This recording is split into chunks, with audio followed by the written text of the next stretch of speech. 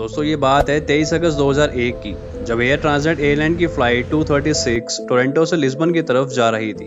ये आधी रात का टाइम था जब प्लेन अटलांटिक ओशन के बीचों बीच 39,000 फीट के एल्टीट्यूड पर क्रूज कर रहा था। उड़ान भरने से लेकर अब तक सब कुछ सही चल रहा था, लेकिन प्लेन में कुछ चीज ऐसी थी जो कि चंद मिनटों में ही बदलने वाली थी। प्लेन को उड़ते हुए लगभग 4 घंटे हो चुके थे और प्लेन अब अटलांटिक ओशन में ऐसी जगह था जहां दूर दूर तक जमीन नजर नहीं आ रही थी। लेकिन फिर अचानक से कैप्टन को एक वार्निंग दिखाई देती है।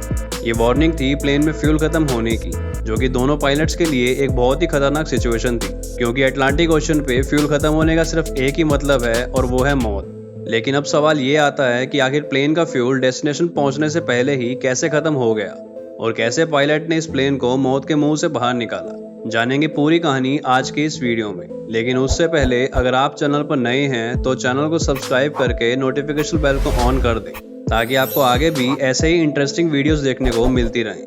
दोस्तों ये हादसा है 23 अगस्त 2001 का, जब एयर ट्रांजिट के एयरबस A330 को टोरंटो से लिस्बन जाने के लिए टोरंटो के पियर्सन एयरपोर्ट पर प्रिपेयर किया जा रहा था। ये फ्लाइट 7 घंटे की एक नॉन स्टॉप फ्लाइट होने वाली थी, जिसके लिए इसमें 48 मेट्रिक टन फ्यूल डाला गया था।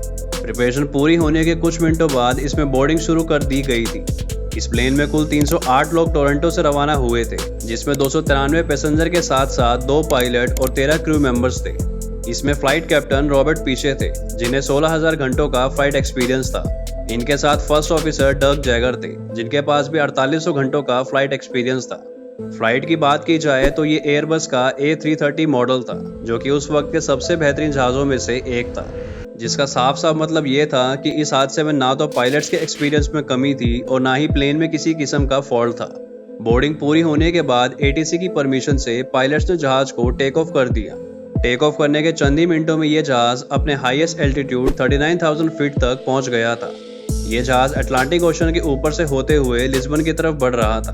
अब फ्लाइट 236 को टेक ऑफ किए 4 घंटे हो चुके थे और पैसेंजर कैबिन में ज्यादातर लोग रात होने की वजह से सो रहे थे। अपने एल्टीट्यूड पे क्रूज करते हुए ये जहाज अटलांटिक ओशन के बीचों बीच पहुंच जाता है और तभी अचानक से पायलट को एक वार्निंग दिखाई देती है।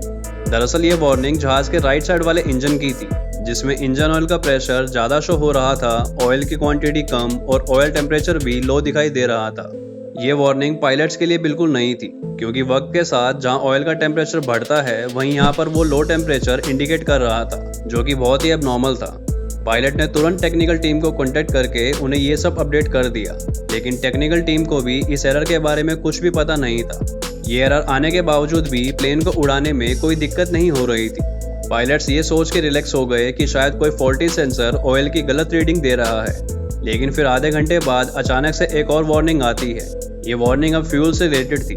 जनरली फ्लाइट के दोनों विंग्स में फ्यूल इक्वली डिस्ट्रीब्यूट होता है, पर फ्लाइट 236 के दोनों विंग्स में एक जैसा फ्यूल नहीं था। राइट विंग में फ्यूल की क्वांटिटी लेफ्ट विंग के मुकाबले कम थी। ये इशू अभी इतना बड़ा नहीं था, तो कैप्टन ने फ्यूल इक्वल करने के लिए क्रॉस फीड वाल्व को ओपन कर दिया था, जिससे लेफ्ट विंग से फ्यूल राइट विंग में जाना शुरू हो गया और मिनटों में अब वापस से दोनों विंग्स में फ्यूल की क्वांटिटी सेम हो चुकी थी। इसको ठीक किए हुए अभी कुछ ही मिनट हुए थे कि अब कैप्टन को लो फ्यूल की वार्निंग दिखाई देती है।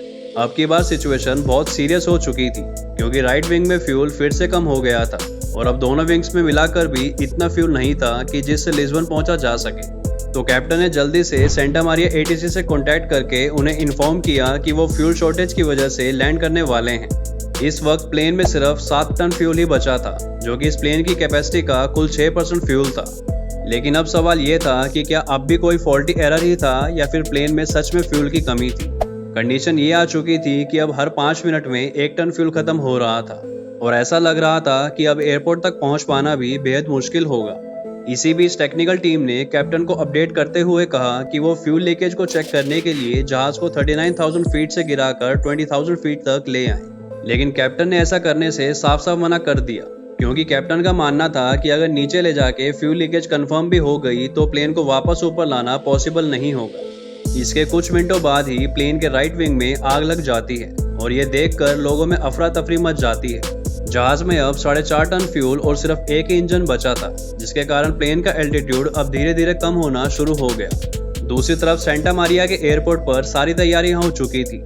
ज्यादा थ्रस्ट होने के कारण अब फ्लाइट 236 का लेफ्ट इंजन भी आग की चपेट में आ जाता है और अब जहाज बिना किसी इंजन के उड़ रहा था। यहाँ पर कैप्टन का फ्लाइट को 20,000 फीट पर डाउन ना करने का फैसला सही साबित हुआ। दोनों इंजन फेल होने के बाद अब सिर्फ कॉकपिट के कुछ सिस्टम ही वर्क कर रहे थे। इसी दौरान कैप्टन ने क्रू को आदेश दिया कि वो पैसेंजर्स को भी ओशन में लैंडिंग करने के लिए रेडी करें, क्योंकि वर्स्ट केस में प्लेन को ओशन में भी लैंड करवाना पड़ सकता है। जब प्लेन का डिस्टेंस एयरपोर्ट से सिर्फ 15 किलोमीटर रह गया तब इसका एल्टीट्यूड 13,000 फीट था, लेकिन नॉर्मली इतने डिस्टेंस पे एल्टीट्यूड 3,000 फीट रखना होता है।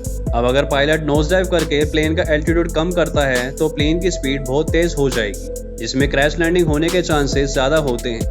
इसके चलते पायलट ने जहाज का वहीं पर एक 360 डिग्री चक्कर लगवाया, जिसके कारण फ्लाइट का एल्टीट्यूड 5,000 फीट तक आ पहुंचा। लेकिन अभी भी एल्टीट्यूड लैंडिंग के लिए ज्यादा था, तो उसके लिए कैप्टन ने जहाज को कुछ एस टर्न्स लगवाए, जिसके कारण जहाज का एल्टीट्यूड कम हो सके। जनरली लैंडिंग के वक्त फ्लाइट के थ्रस्ट को इंक्रीज करके प्लेन की नोज ऊपर कर दी जाती है, जिससे कि प्लेन क्रैश ना हो। अब जब फ्लाइट के दोनों इंजन ने काम करना बंद कर दिया था तो इंजन थ्रस्ट को जनरेट कर पाना पॉसिबल नहीं था। पायलट्स के पास इस प्लेन को लैंड करने का सिर्फ एक ही मौका था और देखते ही देखते प्लेन जोर के झटके से रनवे पर आके लगता है, जिसके कारण 12 में से 8 टायर्स बर्स्ट हो जाते हैं। जैसे तैसे करके प्लेन लैंड तो हो गया, लेकिन उसके लैंडिंग गियर में आग लग जाती है, जिसको एयरपोर्ट पे मौजूद अथॉरिटीज ने काबू पा लिया था। फ्लाइट 236 एविएशन हिस्ट्री का वो पहला और आखिरी पैसेंजर प्लेन था जिसने बिना इंजन के सबसे ज्यादा टाइम ग्लाइड करने का रिकॉर्ड बनाया। इन्वेस्टिगेशन के दौरान मालूम पड़ा कि टोरंटो में फ्लाइट के टेक ऑफ करने से पहले ही एक पार्ट चेंज किया गया था और लूज फिटिंग के चलते उसने फ्यूल लाइन को तोड़ दिया। तो दोस्तों, इस तरह इन दो पायलट्स की सूझबूझ से बिना इंजन वाले प्लेन को लैंड करवा के 308 लोगों की जान बचाई गई थी। उम्मीद करता हूँ कि ये वीडियो भी आपको इन्फॉर्मेटिव लगी हो। वीडियो पसंद आई तो लाइक और शेयर जरूर करें और ऐसे ही इंटरेस्टिंग वीडियोस देखने के लिए चैनल को भी जरूर सब्सक्राइब करें। जल्द ही मिलेंगे एक और बेहतरीन वीडियो के साथ। Till then, as always, keep learning and keep growing.